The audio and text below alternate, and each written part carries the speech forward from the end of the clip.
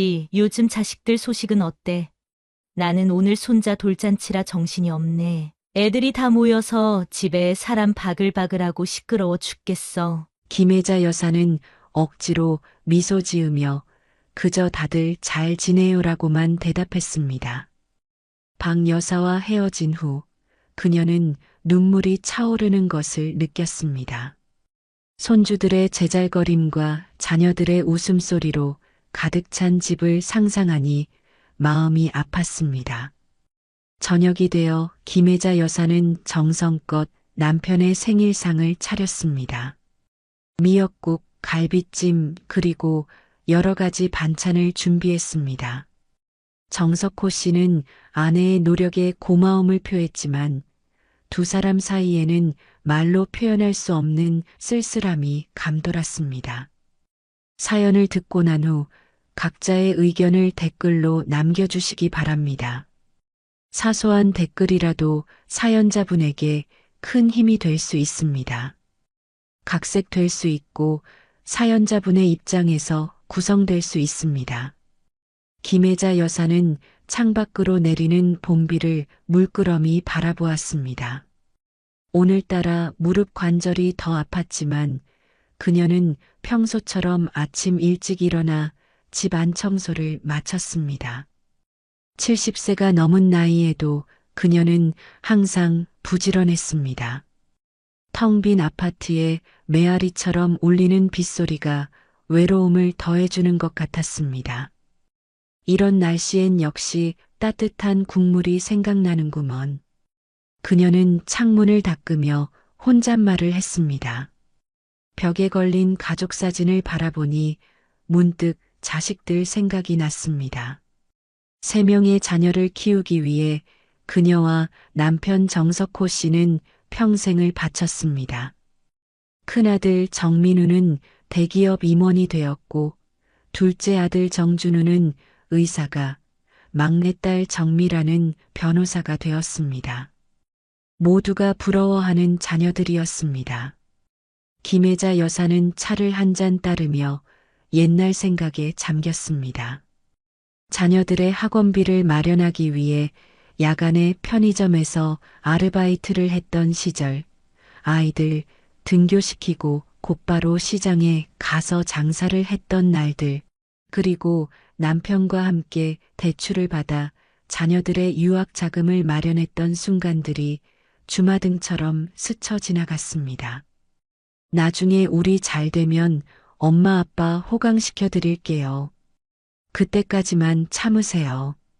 자녀들이 어릴 적 했던 약속이 귓가에 맴돌았습니다.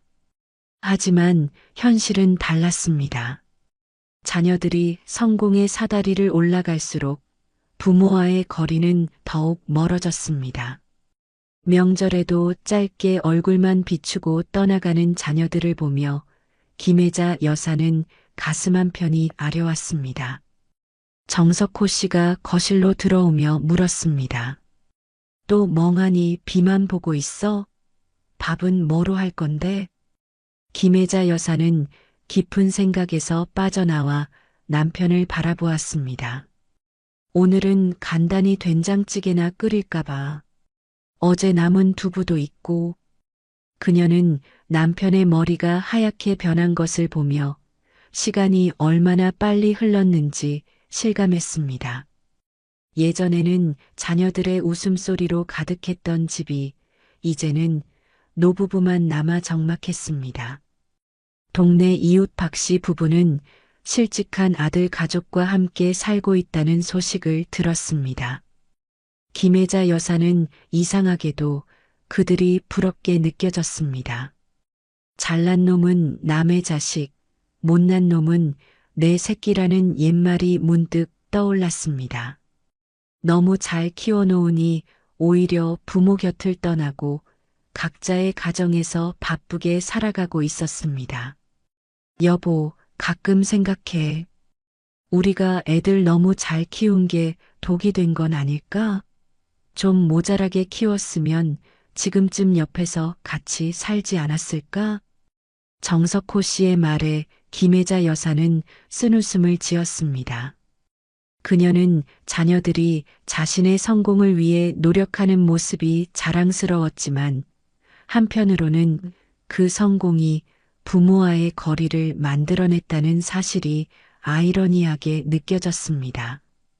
비는 계속해서 창문을 두드렸고 김혜자 여사는 차가운 손으로 따뜻한 찻잔을 감싸쥐었습니다.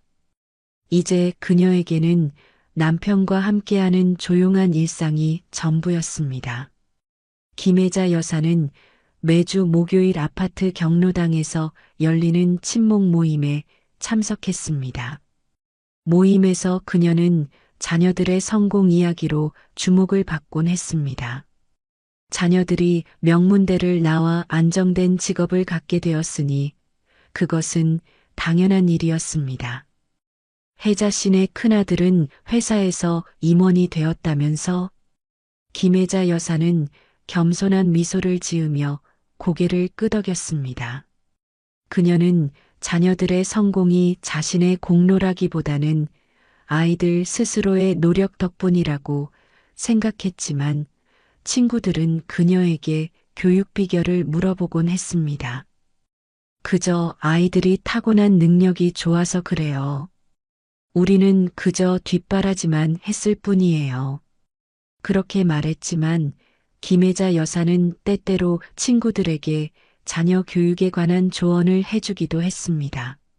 학원을 고르는 방법, 자녀와 대화하는 요령, 그리고 공부 습관을 들이는 방법 등을 상세히 설명해 주었습니다. 그럴 때마다 친구들의 부러운 시선이 그녀에게 향했습니다. 김혜자 여사와 정석호 씨는 자녀들이 사회에서 인정받고 걱정 없이 살기를 바라는 마음에 전력을 다해 키웠습니다. 자녀들이 좋은 성적을 내도록 밤늦게까지 옆에서 공부를 도왔고 과외비를 마련하기 위해 부업까지 했습니다. 심지어 자녀들의 유학을 위해 집 한 채를 팔기도 했습니다. 하지만 이제 그녀는 모임에서 자녀 자랑을 할 때마다 가슴 한켠이 공허해지는 것을 느꼈습니다.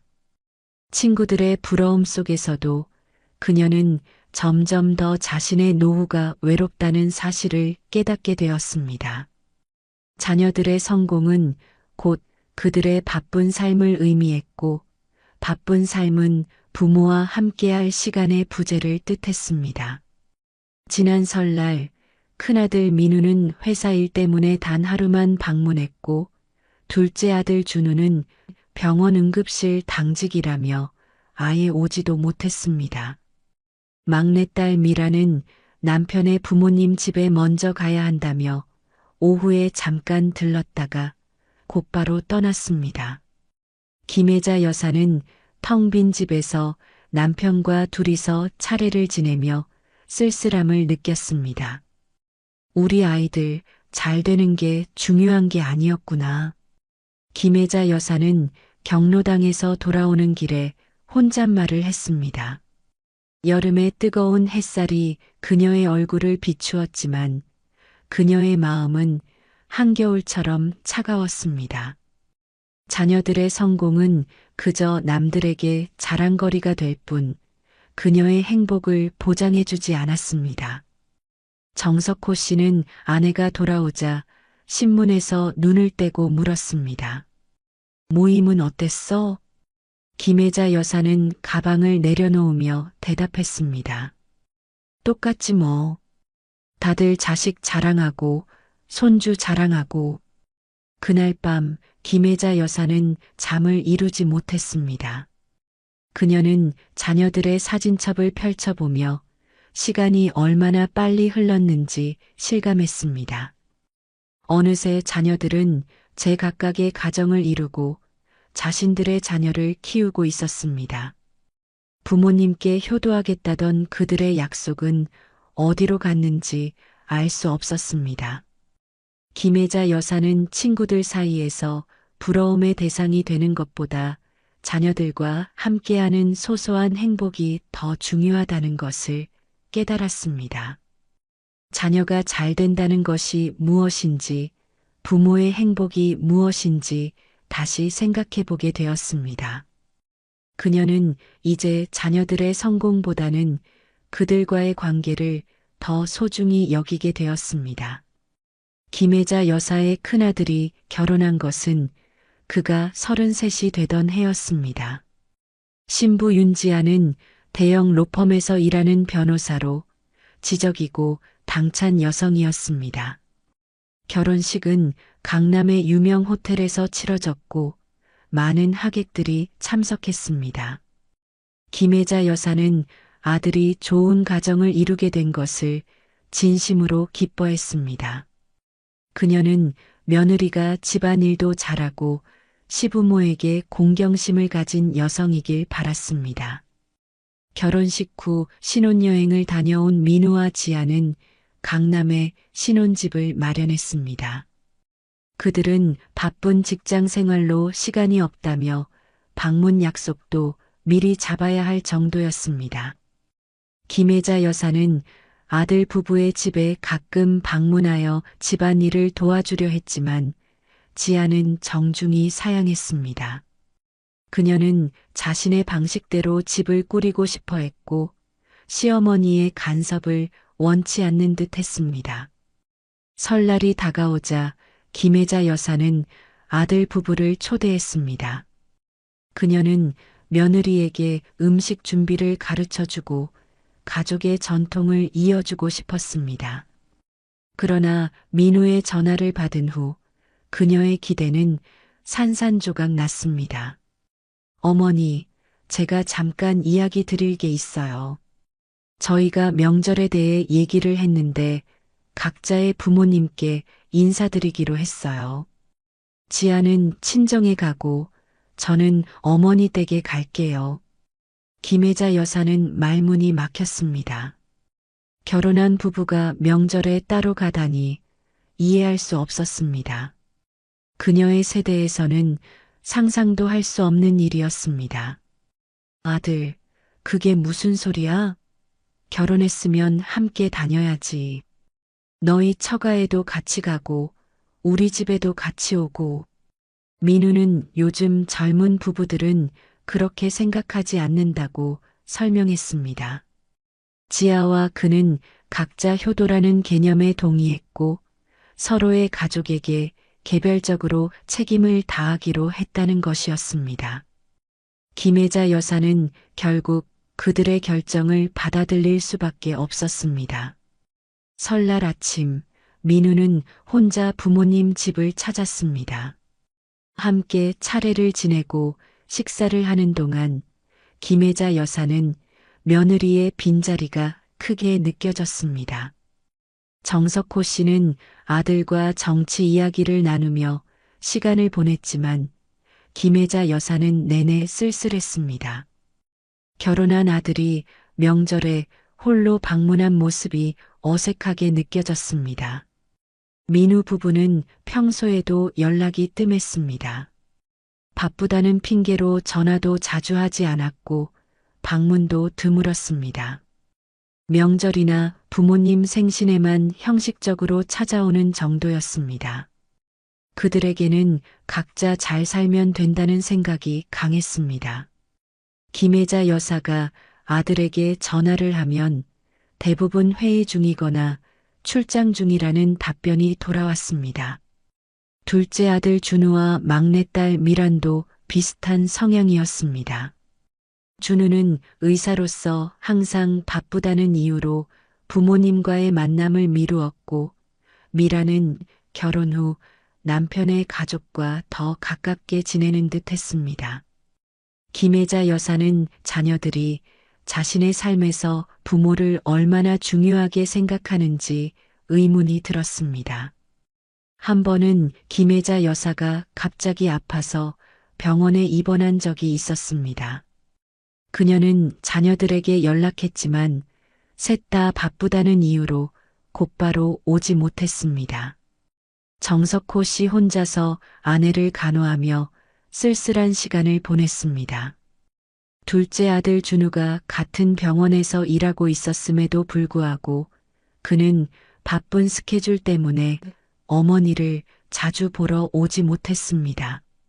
김혜자 여사는 시대가 변했다는 것을 이해하려고 노력했습니다. 하지만 그녀의 마음 한구석에는 여전히 전통적인 가족의 모습에 대한 그리움이 있었습니다.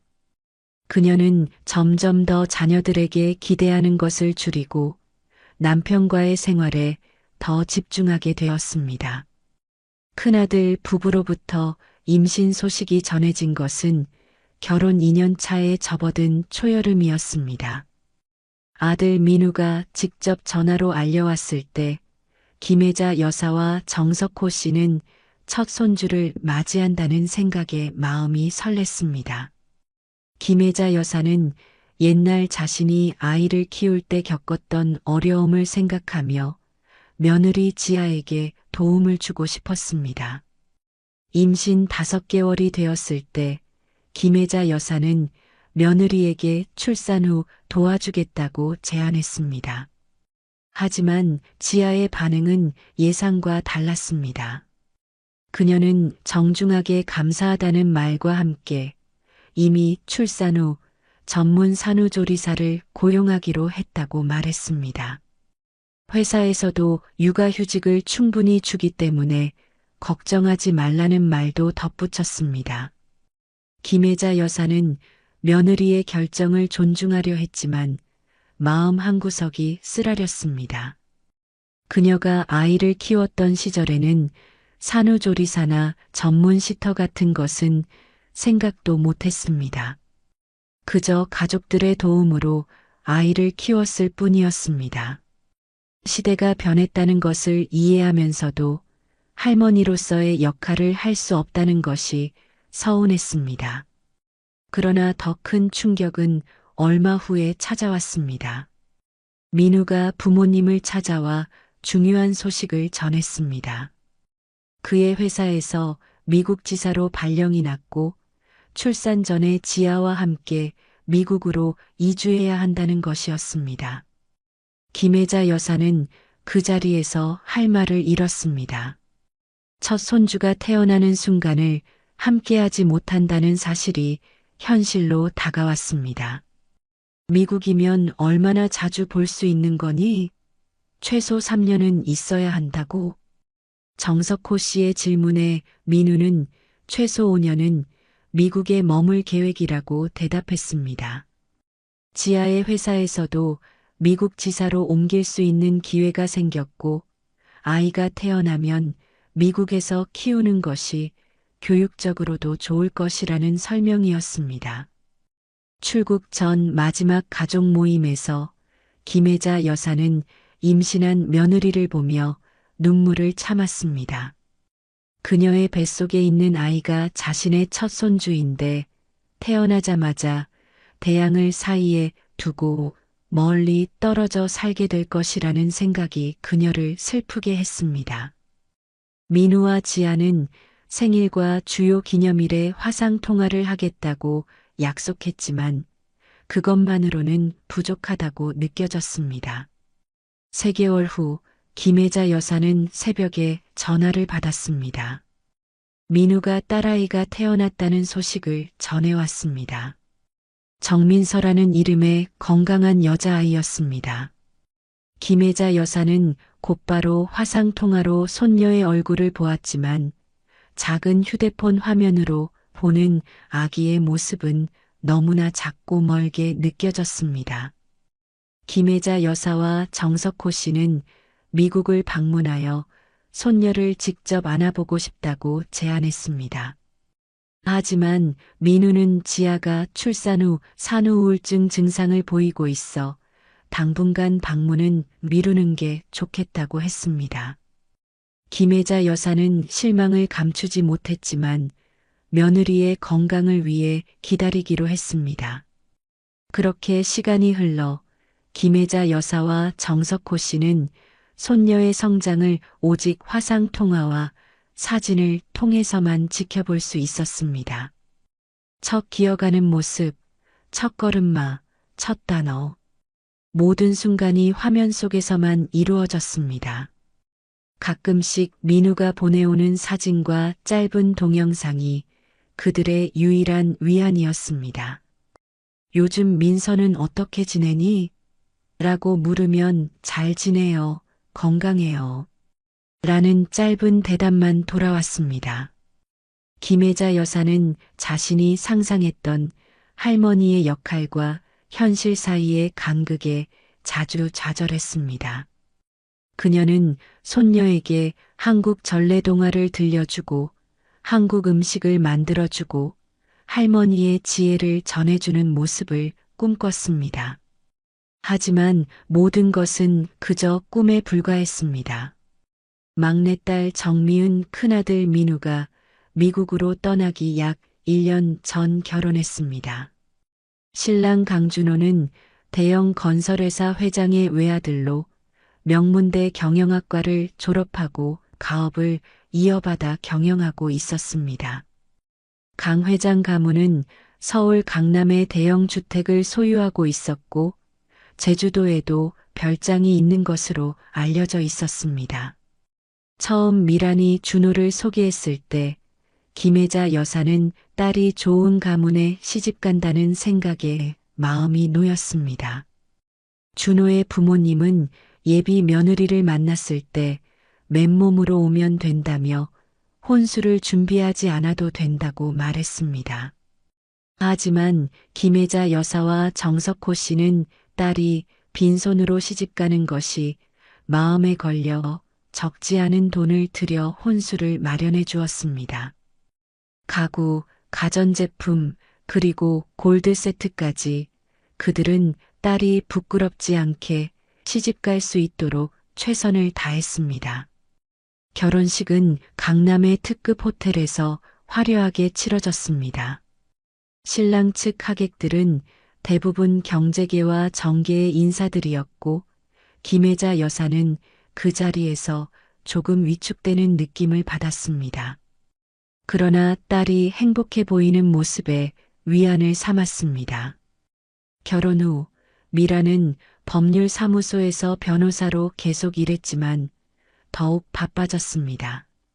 시댁의 사회적 지위에 맞게 행동해야 한다는 압박감 때문인지 그녀는 늘 완벽해 보이려고 노력했습니다. 김혜자 여사가 전화를 하면 대부분 회의 중이거나 업무 중이라며 통화를 짧게 끝내곤 했습니다. 친정에 방문하는 횟수도 점점 줄어들었습니다. 미란이 첫 아이를 임신했을 때 김혜자 여사는 딸에게 도움을 주고 싶었습니다. 그러나 미란은 시어머니가 이미 모든 것을 준비해 두었다며 김혜자 여사의 도움을 정중히 거절했습니다. 출산 후에도 미라는 친정보다 시댁에 더 많은 시간을 보냈습니다. 김혜자 여사가 이유를 물었을 때 미라는 시어머니가 아이를 너무 좋아하셔서라고만 대답했습니다. 한 번은 김혜자 여사가 병원에 입원했을 때도 미라는 바쁘다는 이유로 간단히 전화만 하고 방문하지 않았습니다. 하지만 얼마 후 SNS에 올라온 사진을 통해 그녀가 시댁 식구들과 함께 제주도 여행을 다녀온 것을 알게 되었습니다. 김혜자 여사는 마음이 아팠지만 딸에게 서운함을 표현하지 않았습니다. 어느 날 우연히 미란의 친구를 만났을 때 김혜자 여사는 충격적인 사실을 알게 되었습니다. 미란이 결혼할 때 시댁에서 제시한 조건 중 하나가 1년에 한 번씩은 무조건 시댁 식구들과 함께 해외여행을 가야 한다는 것이었습니다. 그뿐만 아니라 주요 명절과 가족 행사도 시댁 위주로 참석해야 했습니다. 이것이 딸이 친정에 발길이 뜸해진 진짜 이유였습니다. 김혜자 여사는 딸이 완전히 시집에 속해버린 것 같은 느낌을 받았습니다. 그녀는 미란이 태어났을 때부터 대학을 졸업할 때까지 온갖 정성을 다해 키웠지만 이제는 그저 딸의 삶에서 주변인이 된 것 같았습니다. 명절에도 미라는 시댁에서 대부분의 시간을 보내고 친정에는 짧게 들르는 정도였습니다. 정석호 씨는 아내의 서운함을 이해했지만 딸은 시집 가면 시집 식구가 되는 법이라며 위로했습니다. 그러나 김혜자 여사는 현대 사회에서도 딸이 이렇게 시집에 완전히 흡수되는 것이 당연한지 의문이 들었습니다. 그녀는 자신의 어머니에게도 그러했던가 생각해 보았습니다. 김혜자 여사는 딸과의 관계를 회복하기 위해 노력했습니다. 무심코 전화를 하거나 찾아가는 대신 미리 약속을 잡고 미란의 일정에 맞추려고 했습니다. 그러나 딸의 바쁜 생활 속에서 그녀를 위한 시간을 찾는 것은 쉽지 않았습니다. 정석호 씨의 75번째 생일은 4월의 따스한 봄날이었습니다. 창밖으로는 벚꽃이 흩날리고 있었지만 김혜자 여사와 정석호 씨의 아파트는 평소와 다름없이 조용했습니다. 김혜자 여사는 아침 일찍 일어나 남편이 좋아하는 미역국을 끓였습니다. 예전에는 자녀들이 모두 모여 아버지의 생일을 축하했었지만 이제는 그런 날들이 추억으로만 남아 있었습니다. 오늘 뭐 특별한 거라도 해볼까? 영화라도 보러 갈까? 김혜자 여사가 아침 식사를 하면서 물었습니다. 정석호 씨는 무심하게 고개를 저었습니다. 매년 생일이 다가올 때마다 그는 자녀들의 전화나 방문을 기대했지만 해를 거듭할수록 그 기대는 줄어들었습니다. 그냥 집에서 쉬는 게 좋겠어. 요즘 무릎도 아프고. 아침 식사 후 김혜자 여사는 큰아들 민우에게 전화를 걸었습니다. 미국과의 시차 때문에 그쪽은 아직 전날 저녁이었습니다. 민우는 바쁜 목소리로 전화를 받았습니다. 아버지 생신이셨죠? 제가 잊지 않고 축하 메시지 보냈어요. 받으셨나요? 김혜자 여사는 남편이 문자 메시지를 확인하지 않았다는 것을 깨달았습니다. 정석호 씨는 스마트폰 사용이 익숙하지 않아 종종 메시지를 놓치곤 했습니다. 아버지가 메시지를 못 보신 것 같구나. 내가 전해줄게. 통화는 길지 않았습니다. 민우는 회사에 가야 한다며 서둘러 전화를 끊었고 김혜자 여사는 남편에게 아들의 축하 인사를 전했습니다. 정석호 씨는 담담하게 고개를 끄덕였지만 그의 눈빛에는 서글픔이 묻어 있었습니다. 둘째 아들 준우에게도 연락했지만 그는 병원 응급실에서 당직 중이라 짧게 통화만 가능했습니다. 막내딸 미라는 오후에 잠깐 들르겠다고 약속했지만 결국 시댁일이 생겨 오지 못했습니다. 대신 선물을 택배로 보내겠다는 메시지만 남겼습니다. 점심 식사 후 김혜자 여사는 작은 케이크를 사러 동네 빵집에 갔습니다. 예전에는 큰 케이크를 사서 온 가족이 함께 나눠 먹었지만 이제는 두 사람이 먹을 작은 조각 케이크면 충분했습니다. 빵집 주인이 생일 케이크를 포장하며 물었습니다. 손주들 오시나요? 특별히 예쁘게 포장해 드릴게요. 김혜자 여사는 잠시 머뭇거리다가 아니요. 그냥 저희 둘만 있어요라고 대답했습니다. 빵집 주인의 표정에서 측은함이 느껴졌습니다. 집으로 돌아오는 길에 김혜자 여사는 경로당 친구 박정희 여사를 만났습니다. 박 여사는 오늘 손자 돌잔치가 있다며 들떠 있었습니다. 혜자 씨, 요즘 자식들 소식은 어때? 나는 오늘 손자 돌잔치라 정신이 없네.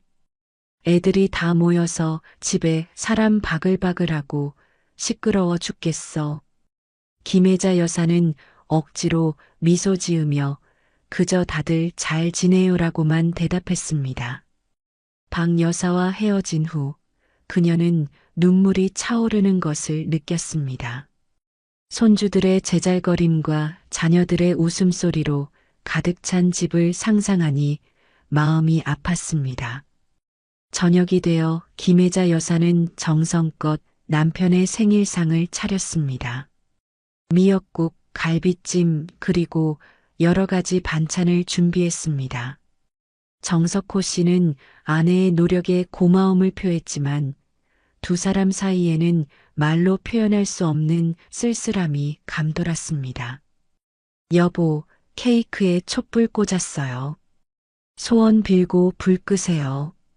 정석호 씨는 촛불을 바라보다가 무슨 생각을 했는지 짧게 웃음을 지었습니다. 그리고는 조용히 불을 껐습니다.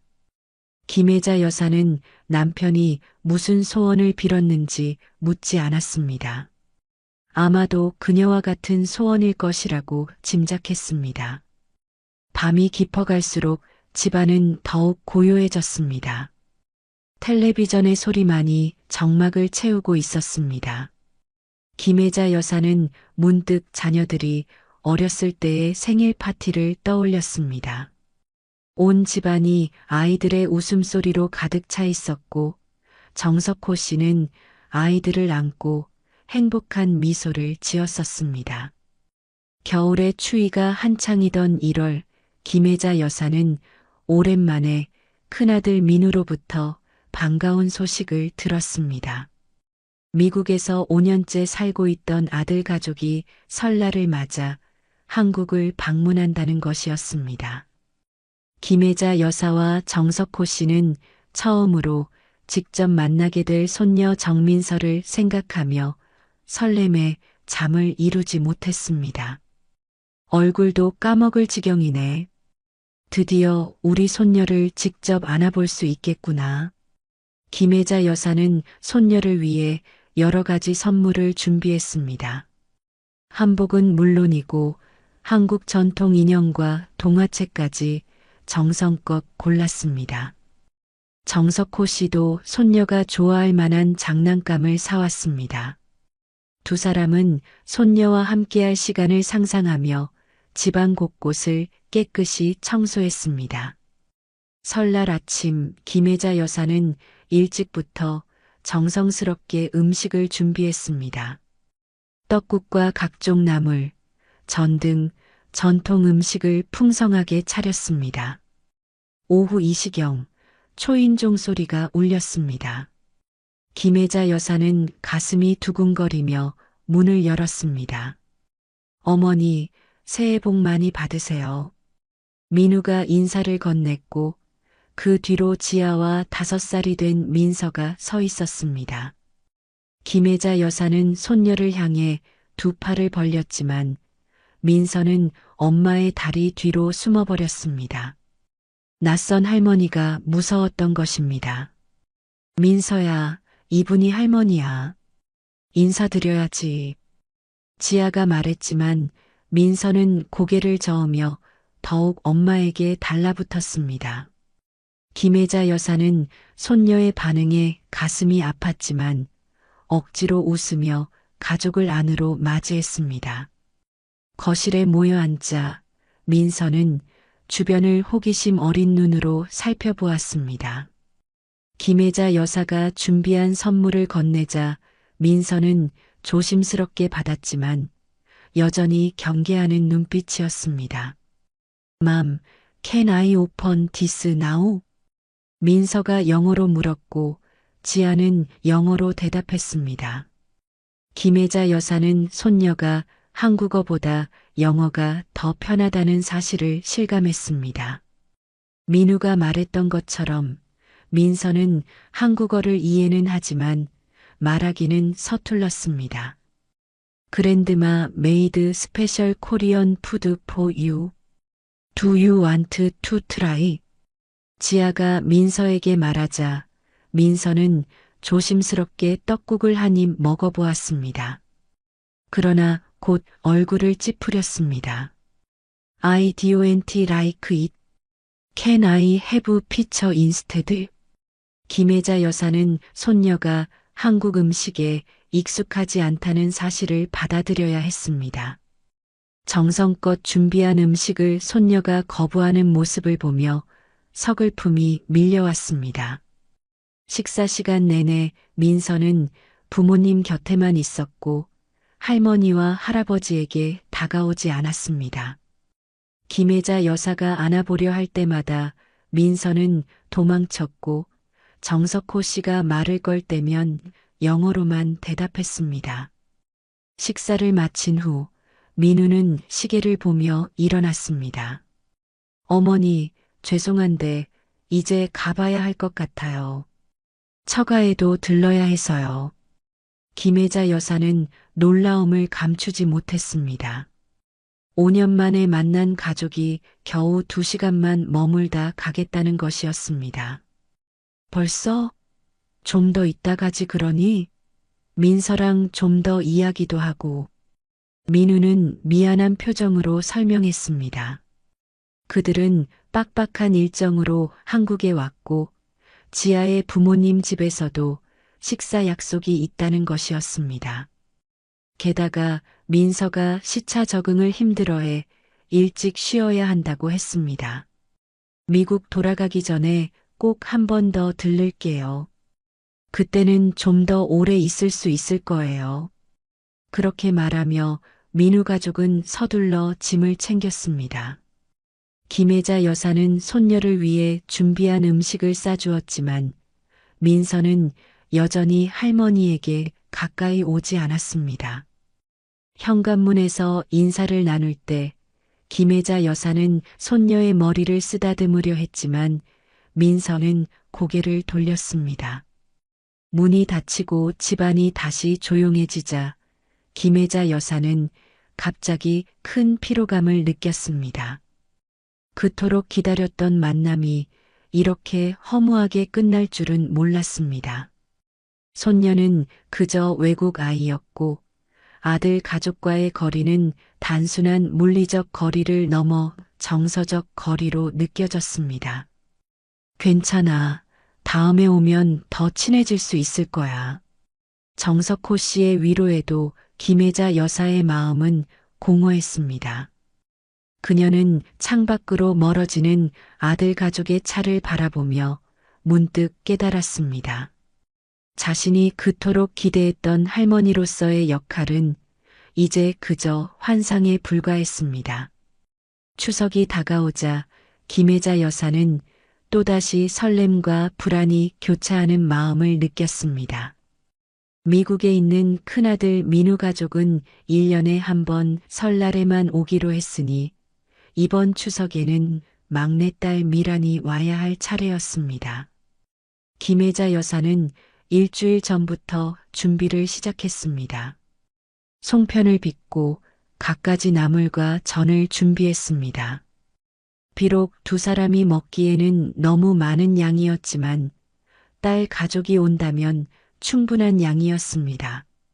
추석 이틀 전 미란에게서 전화가 왔습니다. 김혜자 여사는 반가운 마음에 서둘러 전화를 받았습니다. 엄마, 정말 죄송한데 이번 추석에 못 갈 것 같아요. 미란의 목소리에는 미안함이 묻어 있었습니다. 법률사무소에서 갑자기 중요한 소송건이 들어와 추석 연휴 내내 일을 해야 한다는 설명이었습니다. 아이는 시부모님께 맡겨둔 상태라고 했습니다. 그래. 어쩔 수 없지. 일이 중요하니까. 김혜자 여사는 실망을 감추며 담담하게 대답했습니다. 하지만 전화를 끊은 후 그녀는 식탁에 앉아 한동안 움직이지 못했습니다. 정석호 씨는 아내의 표정을 보고 이미 상황을 짐작했습니다. 미란이 못 온다고? 김혜자 여사는 고개만 끄덕였습니다. 정석호 씨는 한숨을 내쉬며 텔레비전으로 시선을 돌렸습니다. 두 사람 모두 이런 상황이 처음이 아니었기에 더 이상 놀라지도 않았습니다. 추석 당일 아파트 단지에서는 곳곳에서 차들이 들어오고 나가는 소리가 들렸습니다. 가족들이 모여 명절을 보내는 풍경이었습니다. 하지만 김혜자 여사의 집만은 쥐 죽은 듯 조용했습니다. 아침부터 차례 상을 차리고 간소하게 제사를 지냈지만 둘이서 하는 차례는 어딘지 모르게 허전했습니다. 여보, 이렇게 많은 음식 우리 둘이 어떻게 다 먹어? 정석호 씨의 말에 김혜자 여사는 웃음으로 대답했지만 그 웃음 속에는 서글픔이 묻어 있었습니다. 그녀는 준비한 음식의 절반을 이웃들에게 나눠주기로 했습니다. 오후가 되자 텔레비전에서는 명절 특집 프로그램이 방영되고 있었습니다. 가족들이 모여 게임을 하고 웃는 모습을 보며 김혜자 여사는 갑자기 답답함을 느꼈습니다. 그녀는 오랜 친구 이영숙 여사에게 전화를 걸었습니다. 영숙 씨, 추석 잘 보내고 있어? 전화 너머로 시끌벅적한 소리가 들려왔습니다. 아이들이 뛰어다니는 소리, 어른들의 웃음소리, 그리고 주방에서 그릇 부딪히는 소리까지. 이영숙 여사의 집은 명절의 활기로 가득했습니다. 아이고, 정신없어 죽겠어. 애들은 뛰어다니지, 며느리들은 주방에서 시끄럽게 떠들지. 혜자 씨네는 어때? 미란이 왔니? 김혜자 여사는 잠시 망설이다가 대답했습니다. 아니, 일이 바빠서 못 왔어. 우리 둘이서 조용히 보내고 있지. 이영숙 여사는 위로의 말을 건넸지만 김혜자 여사의 귀에는 그저 형식적인 말로만 들렸습니다. 전화를 끊은 후 그녀는 친구의 시끌벅적한 집안이 부러웠습니다. 이영숙 여사는 자식들과 손주들이 많이 찾아와 정신없다고 불평했지만 그 불평 속에는 행복이 묻어 있었습니다. 저녁이 되자 둘째 아들 준우와 막내딸 미란에게서 각각 문자 메시지가 왔습니다. 명절 인사와 함께 용돈을 보냈다는 내용이었습니다. 김혜자 여사는 자식들의 정성에 고마웠지만 돈보다는 그들의 존재 자체가 더 소중하다는 생각이 들었습니다. 돈만 보내면 그게 다인 줄 아나. 김혜자 여사의 중얼거림에 정석호 씨는 고개를 들었습니다. 뭐라고? 아니, 그냥 요즘 젊은 사람들은 부모에 대한 생각이 우리 때와는 많이 다른 것 같다는 생각이 들어서. 두 사람은 잠시 침묵했습니다. 창밖으로는 이웃집에서 웃음소리가 들려왔고 건너편 아파트 창문으로는 온 가족이 모여 앉아 식사하는 모습이 보였습니다. 가을이 깊어가는 10월의 어느 날 김혜자 여사는 집 안정리를 하고 있었습니다. 남편 정석호 씨는 동네 공원에 나가 바둑 동호회 친구들과 시간을 보내고 있었습니다. 오랜만에 혼자 집에 있으니 고요함이 더욱 크게 느껴졌습니다. 그때 전화가 울렸고 김혜자 여사는 오랜 친구 박정희 여사의 목소리를 들었습니다. 혜자야, 나 지금 정말 미치겠어. 박정희 여사의 목소리에는 울음이 섞여 있었습니다. 김혜자 여사는 급히 물었습니다. 무슨 일이야? 갑자기 왜 그래? 박정희 여사는 한참을 흐느끼다가 이야기를 시작했습니다. 그녀의 큰아들 상우가 사업에 실패해 1억 8천만 원의 빚을 지게 되었다는 것이었습니다. 이 빚을 갚기 위해 박정희 여사와 그녀의 남편은 집을 담보로 대출을 받아야 하는 상황이었습니다. 그들이 평생 모아온 재산인 집마저 위험에 처한 것입니다. 내가 평생 뭐 때문에 아등바등 살았는지 모르겠어. 자식들 셋이니까 인생이 3배로 힘들어. 혜자야, 내가 부러워. 자식들이 다 잘 되어서 너는 걱정이 없잖아. 김혜자 여사는 친구의 말에 잠시 말문이 막혔습니다. 그동안 그녀는 자녀들이 연락도 자주 하지 않고 찾아오지 않는다며 서운해했습니다.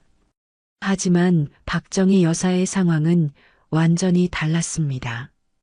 그녀의 자녀들은 자주 집에 오지만 그때마다 문제와 걱정거리를 안고 왔습니다. 우리 둘째는 이혼하고 손주까지 데리고 와서 같이 살고 있고 막내는 아직도 취업을 못해서 용돈을 달라고 조르고 정말 이제는 지쳤어. 김혜자 여사는 친구의 이야기를 들으며 자신의 상황을 새롭게 바라보게 되었습니다.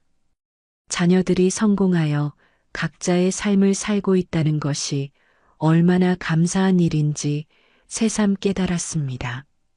물론 그들이 더 자주 연락하고 찾아오면 좋겠지만 적어도 경제적인 부담이나 심각한 걱정거리는 없었습니다. 전화를 끊은 후 김혜자 여사는 창가에 앉아 생각에 잠겼습니다. 그동안 자신이 배부른 소리를 하고 있었다는 생각이 들었습니다. 30대가 넘은 자녀들에게 여전히 정서적으로 의존하고 있었던 자신을 돌아보았습니다. 자녀들은 이미 독립적인 성인이었고 그들 나름의 삶과 책임이 있었습니다. 나도 이제는 내 인생을 살아야 하는데 김혜자 여사는 그동안 자녀들의 방문과 연락만을 기다리며 자신의 삶을 뒤로 미루고 있었다는 것을 깨달았습니다. 대학까지 보내고 결혼도 시켰으면 이제는 부모로서의 역할을 다한 것이었습니다. 이제는 자신과 남편의 남은 삶을 위해 시간을 써야 할 때였습니다. 저녁에 정석호 씨가 돌아왔을 때 김혜자 여사는 남편에게 박정희 여사의 이야기를 전했습니다. 정석호 씨는 고개를 끄덕이며 말했습니다. 맞아. 우리가 자식들에게 바라는 게 너무 많았나 봐. 그들도 자기 삶이 있는데. 그날 밤 김혜자 여사는 오랜만에 편안한 마음으로 잠에 들었습니다. 그녀는 자신의 행복이 자녀들의 방문 횟수나 전화 빈도에 달려있지 않다는 것을 깨달았습니다. 진정한 행복은 자신과 남편이 건강하게 남은 시간을 의미 있게 보내는 것에 있었습니다. 다음 날 아침 김혜자 여사는 오랫동안 미루어왔던 수채화 교실에 등록했습니다. 젊었을 때부터 그림에 관심이 있었지만 자녀 양육과 가사에 밀려 한 번도 제대로 배워본 적이 없었습니다. 정석호 씨도 아내의 변화를 보며 그동안 포기했던 등산 모임에 다시 참여하기로 했습니다. 김혜자 여사는 이제야 진정한 자유를 느꼈습니다. 자녀들에 대한 기대와 실망의 굴레에서 벗어나 자신의 삶을 주도적으로 살아가기 시작한 것입니다. 김혜자 여사와 정석호 씨는 자식들에 대한 집착과 기대를 내려놓기로 한 후 자신들의 남은 인생을 설계하기 시작했습니다. 정석호 씨는 오래전부터 가보고 싶었던 유럽 여행 팸플릿을 꺼내왔고 김혜자 여사는 설레는 마음으로 여행 계획을 함께 세우기 시작했습니다. 우리 프랑스에서 에펠탑도 보고 이탈리아에서 베네치아 곤돌라도 타고 스페인에서는 플라멩코도 봐야지. 정석호 씨의 눈이 반짝였습니다. 은퇴 후 지금까지 집에만 머물렀던 그에게 이번 여행은 새로운 활력소였습니다. 김혜자 여사도 수채화 교실에서 배운 기술로 유럽의 아름다운 풍경을 그려볼 생각에 기대에 부풀었습니다. 두 사람은 여행사를 방문하여 상담을 받고 은행에 가서 여행 자금을 준비했습니다. 여행 일정을 짜고 필요한 물품을 구매하느라 시간 가는 줄 몰랐습니다. 오랜만에 두 사람의 집에는 웃음소리가 가득했고 저녁 식사 시간에도 여행 이야기로 화제가 끊이지 않았습니다. 우리가 자식 생각만 하면서 이렇게 즐거울 수 있는 시간을 놓치고 있었네. 김혜자 여사의 말에 정석호 씨도 동의했습니다. 그들은 이제 자녀들에게 연락을 기다리기보다는 자신들의 행복에 집중하기로 했습니다. 자녀들이 전화를 해오면 반갑게 받되 연락이 없다고 서운해하지 않기로 했습니다. 그런데 이상하게도 부부가 자녀들을 향한 집착을 내려놓자 오히려 자녀들이 먼저 연락을 해오기 시작했습니다. 어느 날 저녁 김혜자 여사의 전화가 울렸고 막내딸 미란의 목소리가 들렸습니다.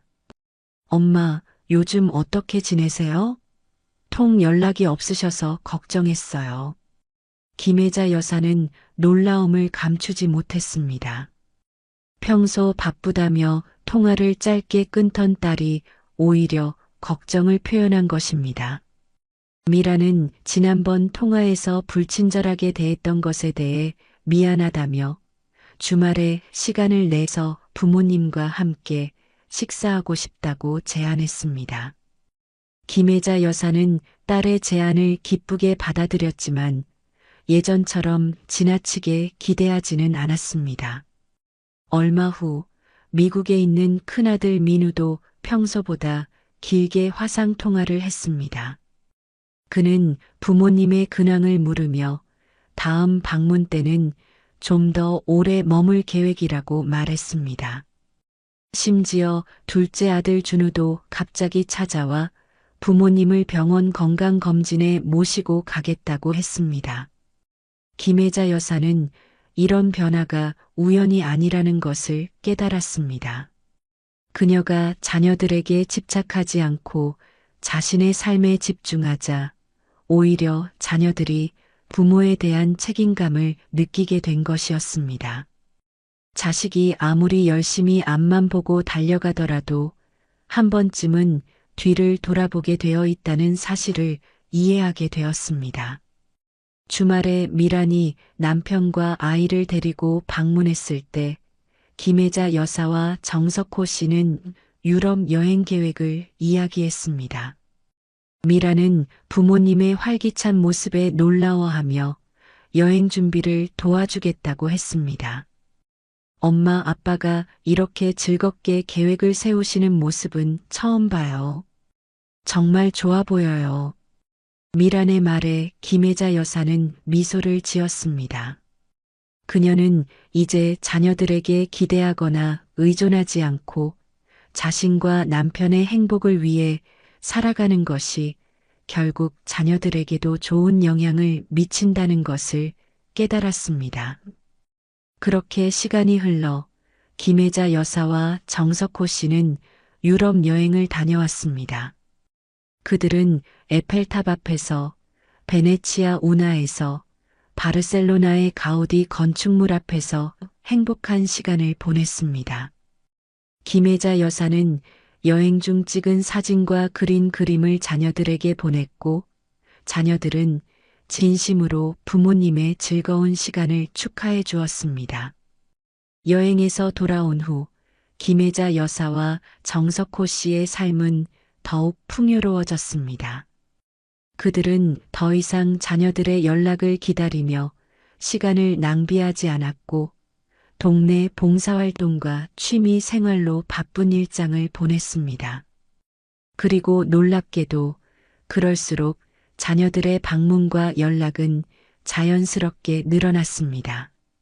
김혜자 여사는 이제 진정한 부모의 역할이 무엇인지 깨달았습니다. 그것은 자녀를 언제까지나 붙잡고 있는 것이 아니라 그들이 자유롭게 비상할 수 있도록 놓아주는 것이었습니다. 그리고 그렇게 놓아준 자녀들은 결국 자신의 의지로 돌아오게 된다는 것을 알게 되었습니다. 사연을 듣고 댓글을 남겨주시기 바랍니다. 사소한 의견일지라도 사연자분에게는 큰 힘이 됩니다. 노골적인 악성 댓글은 사연자분에게 상처가 될 수 있으니 삼가 주시기 바랍니다.